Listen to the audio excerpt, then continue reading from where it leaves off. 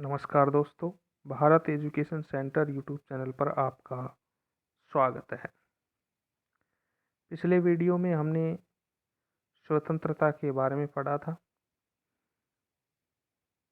उसके अर्थ और परिभाषा की चर्चा की थी। आज हम स्वतंत्रता के प्रकारों की चर्चा कर लेते हैं। इन शब्दों के आधार पर स्वतंत्रता के दो अलग अलग रूप माने जाते हैं। पहला होता है नकारात्मक पहलू, नेगेटिव एस्पेक्ट, और दूसरा होता है सकारात्मक पहलू।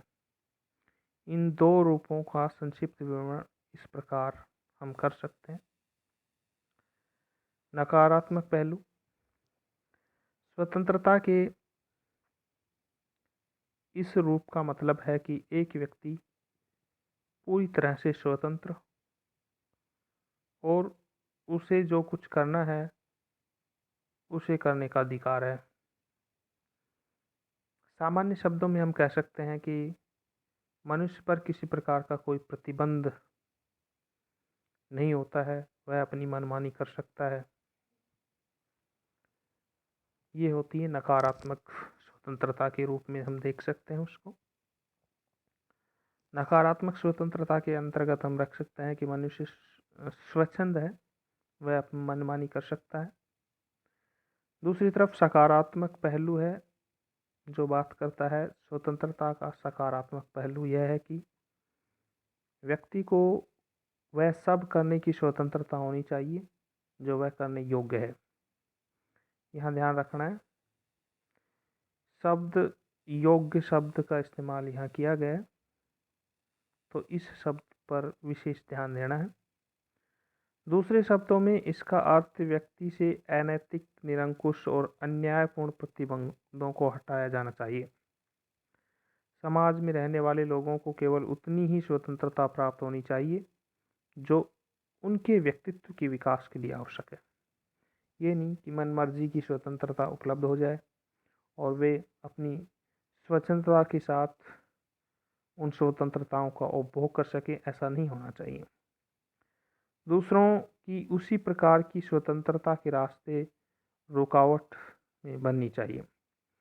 इस बात से ये स्पष्ट हो जाता है कि सकारात्मक पहलू जो है या सकारात्मक पक्ष जो है वो ये इस बात का पक्षधर है कि व्यक्ति की स्वतंत्रता तो होनी चाहिए, लेकिन उस पर युक्त प्रतिबंध भी होने चाहिए। नेक्स्ट पेज आगे चलते हैं, नेक्स्ट पेज निकाल लेते हैं।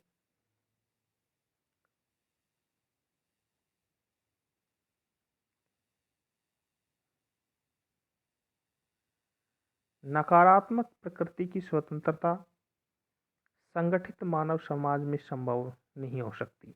जो नकारात्मक पहलू हमने पढ़ा पिछले पेज में, उसमें ये स्पष्ट किया गया था कि जब व्यक्ति के पास कोई स्वतंत्रता हो, उस स्वतंत्रता की प्रकृति इस प्रकार की होगी कि मनुष्य स्वतंत्रतापूर्वक अपनी मनमानी कर सकता है।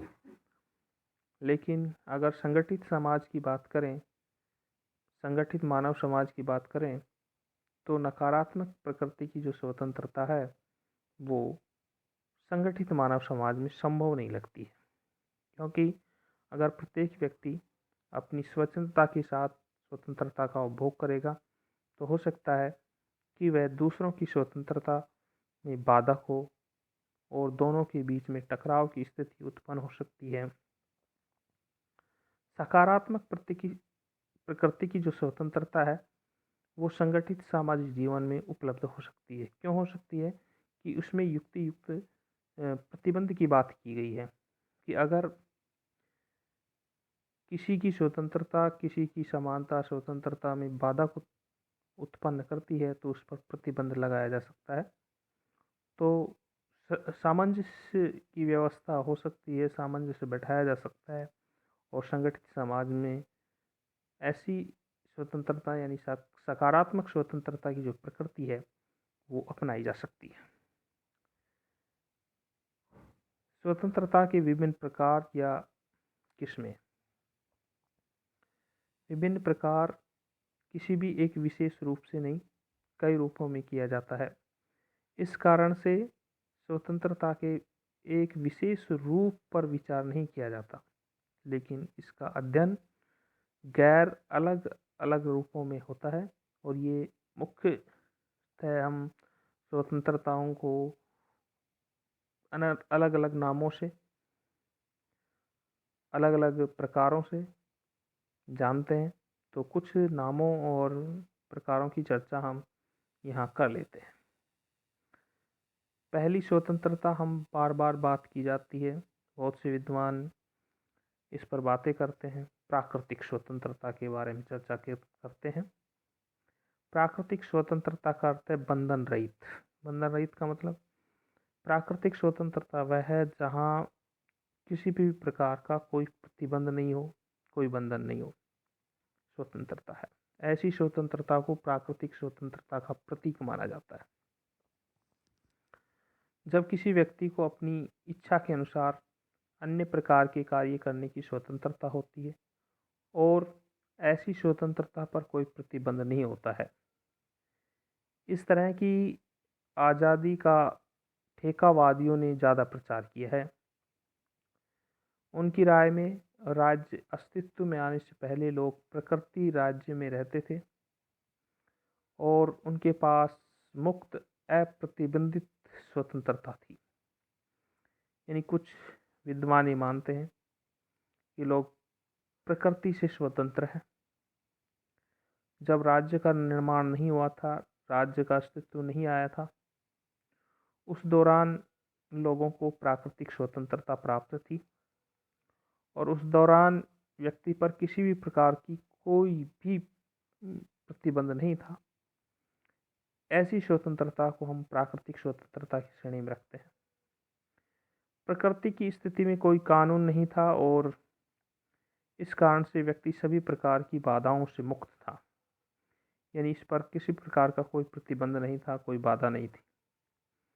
संक्षेप में यह कह सकते हैं कि प्राकृतिक स्वतंत्रता की नज़र उस स्वतंत्रता से है जो राज्य में अस्तित्व आने से पहले प्रकृति की स्थिति में एक व्यक्ति को प्राप्त हुआ करती थी।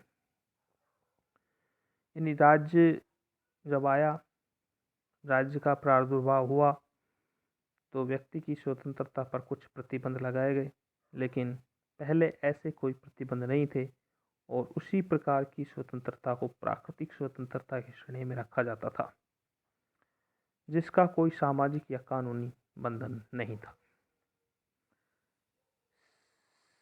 सिविलिटेरी एक स्वतंत्रता है।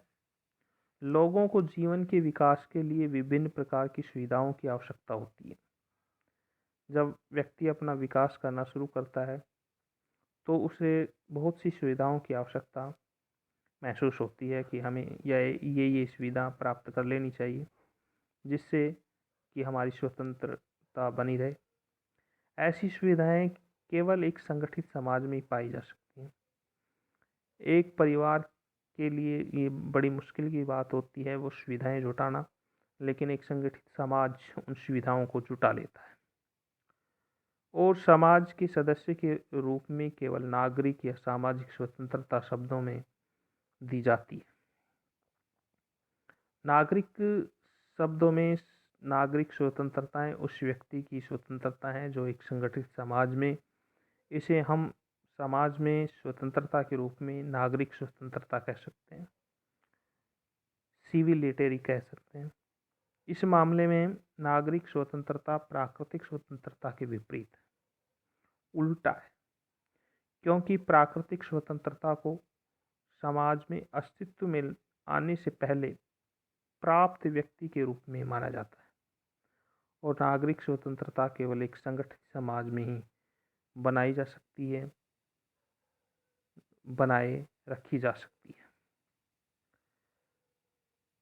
नेक्स्ट वीडियो में हम राजनीतिक स्वतंत्रता और अन्य महत्वपूर्ण स्वतंत्रताओं के प्रकारों की चर्चा करेंगे। अगर आपको वीडियो पसंद आया हो तो वीडियो को लाइक और इसी तरीके के वीडियो को प्राप्त करने के लिए हमारे YouTube चैनल को सब्सक्राइब करना न भूलें। धन्यवाद।